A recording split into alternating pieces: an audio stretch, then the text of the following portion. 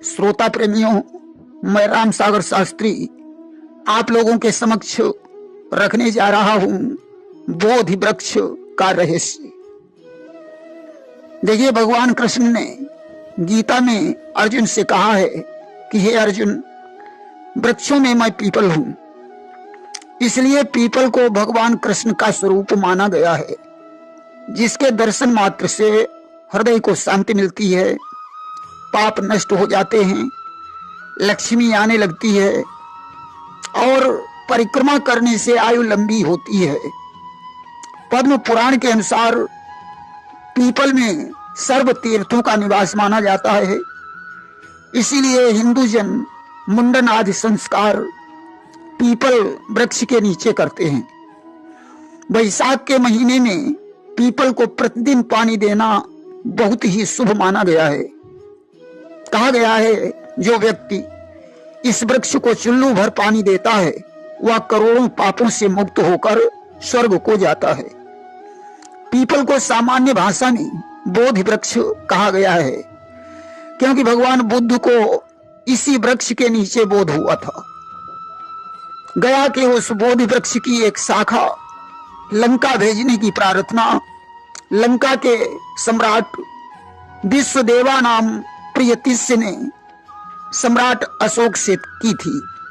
अशोक ने इस पवित्र वृक्ष की एक शाखा अपने पुत्र महेंद्र और पुत्री संघमित्रा के साथ भेजी थी। यह वृक्ष संसार के प्राचीनतम वृक्षों में एक है। लंका में इसे बोटरी कहा जाता है। इसे सिगरेट फिग भी कहा जाता है। इसे रोपने में सारी मनोकामनाएं पूर्ण होती हैं और इसकी एक भी शाखा काटने वाला करोड़ों ब्रह्म हत्याओं का भागीदार माना जाता है। आयुर्वेद में पीपल के पत्तों का बहुत बड़ा महत्व है। इसकी छाया शीतल होती है।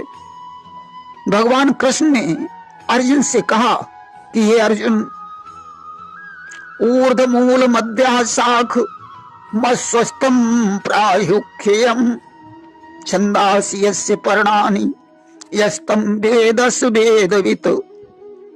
आदि पुरुष परमेश्वर स्वरूप मूल वाले और ब्रह्मा रूप मुख्य शाखा वाले जिस संसार रूप पीपल के वृक्ष को अविनाशी कहते हैं तथा जिसके पत्ते वेद कहे जाते हैं, उस संसार रूपी वृक्ष को जो पुरुष मूल सहित तत्व से जानता है वह वेद के तात्पर्य को जानने वाला है।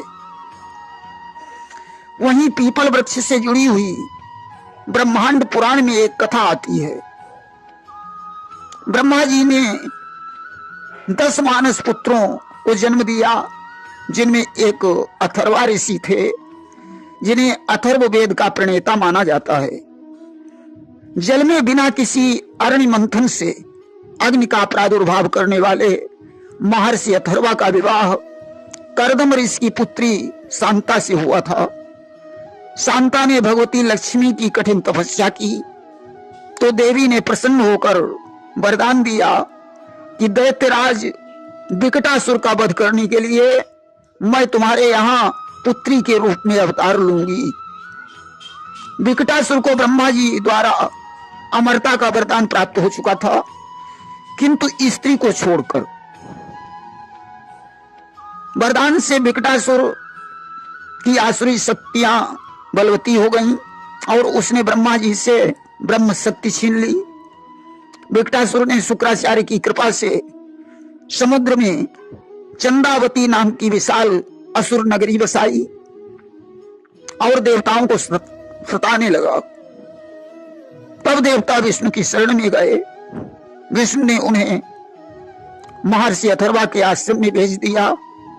अथर्वा के आश्रम में पहुंचकर देवराज इंद्र और देवताओं ने भगवती नारायणी की स्तुति की। देवी ने प्रकट होकर उन्हें अभय होने का वरदान दिया और स्वयं दिव्यास्त्रों को धारण कर सिंह पर सवार होकर 7 समुद्रों का मंथन किया। तो विकटासुर देवी के प्रकोप के भय से भागकर दध समुद्र में जाकर छिप गया तब भगवती ने दधि समुद्र का मंथन कर माघ शुक्ल पक्ष अष्टमी के संध्या काल में विकटासुर का वध कर दिया। पुराणों में इस तिथि को जयाष्टमी नाम से जाना जाता है। इस घटना के बाद देवताओं ने अथर्व नंदिनी का एक नाम दधिमथी रख दिया और अपने भाई दधीच के वंश की रक्षा करने तथा इस वंश की कुलदेवी होने का आशीर्वाद और वरदान दिया। कालांतर में जब देवता वृत्तासुर से परेशान हो गए तो भगवान विष्णु ने उन्हें अस्थियां मांगने के लिए दधीच ऋषि के पास भेजा। महर्षि दधीच ने लोक कल्याण की भावना से अपनी अस्थियां सहर्ष प्रदान कर दी।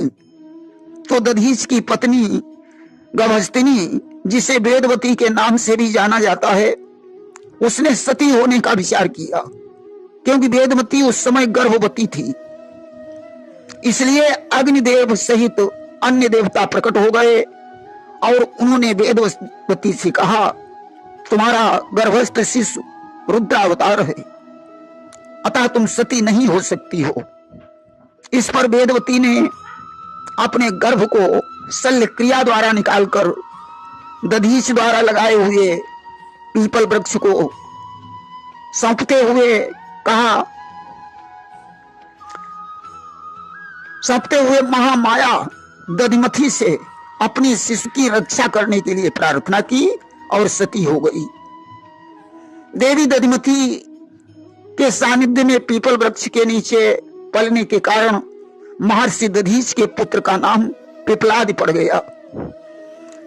पिपलाद आगे चलकर तपोनिष्ठ महर्षि बने। जब ये कुछ बड़े हुए तो इन्हें पता चला कि हमारे पिता की मृत्यु का कारण देवता रहे, इसलिए उन्होंने शंकर जी की घनघोर तपस्या की। शिव ने प्रकट होकर पिपलाद से वरदान मांगने को कहा। पिपलाद ने कहा, प्रभु अपना तीसरा नेत्र खोलकर समस्त देवताओं को भस्म कर डालो। शिव ने ज्यों तीसरा नेत्र खोला, आग की लपटें निकलने लगी और उस ज्वाला में पिपलाद स्वयं जलने लगे। अब तो वे शंकर जी की शरण में पहुंचे और बोले, प्रभु मेरी रक्षा करो। भगवान शंकर ने कहा, सभी प्राणियों के शरीर में देवताओं का वास है, इसलिए इस विचार को बदलकर भगवान की तपस्या करो। अब पिपलाद ने देवताओं से कहा, जैसा व्यवहार तुमने हमारे पिता के साथ किया, ऐसा तुम्हें नहीं करना चाहिए था। देवताओं ने कहा, इसमें हम लोगों का कोई दोष नहीं है, यह जो भी हुआ है शनिदेव की मर्जी से हुआ है। पिपलाद ने कहा, तो मैं शनिमंडल को ही उखाड़ कर फेंक दूंगा। शनिदेव ने पिपलाद से क्षमा मांगी। पिपलाद ने उन्हें अपनी शरण में ले लिया। शनिदेव ने वरदान दिया, जो पीपल वृक्ष के नीचे शनिवार को दीपक जलाएगा वह हमारी पीड़ा से मुक्त हो जाएगा। इस तरीके से पीपल 24 घंटे ऑक्सीजन देने वाला पवित्र वृक्ष है। इसमें ब्रह्मदेव का निवास माना जाता है। रुद्रावतारी पिपलाद इसी की छाया में बड़े हुए। जहां भगवती दधिमथी उनकी रक्षा करती रही। इस वृक्ष का अधिक से अधिक संख्या में रोपण किया जाना चाहिए।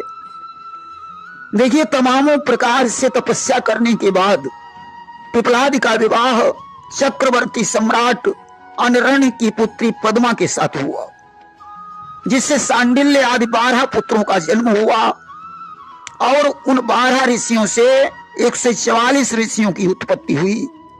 इन्होंने महर्षि वशिष्ठ की आज्ञा से राजा मानधाता का दधिमथी यज्ञ करवाया। माघ शुक्ल सप्तमी को पूर्णाहुति के दिन महामाया दधिमथी ने प्रकट होकर दर्शन दिए और मानधाता को मंदिर निर्माण करने का आदेश दिया। कपाल पीठ पर बने इस मंदिर में ब्रह्मा और शिव आदि देवता आज भी दधिमथी देवी की उपासना करते हैं। अज्ञातवास के समय पांडवगण कपाल पीठ के दर्शन करते हुए पुष्कर को गए थे। प्रेम से बोलिए वृंदावन बिहारी लाल की जय।